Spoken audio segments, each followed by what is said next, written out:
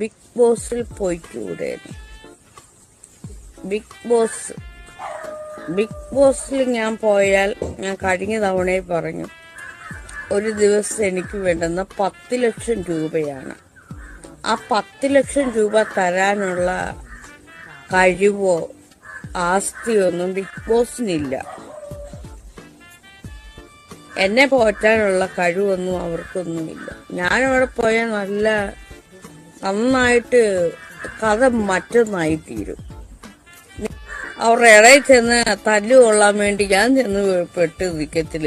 ഈ ബിഗ് ബോസിൽ ഇപ്പൊ ഇങ്ങനെ അവരെല്ലാം ശരിക്കും പറഞ്ഞ മണ്ടരാ. അതൊന്നുമല്ല കളി, അതൊന്നുമല്ല.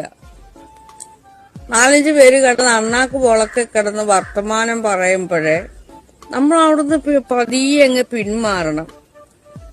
മനസ്സിലായോ? അവരവിടെ കിടന്ന് തല്ലിച്ചാവട്ടെന്ന് കരുതാം. എന്റെ സ്വഭാവം അതാ.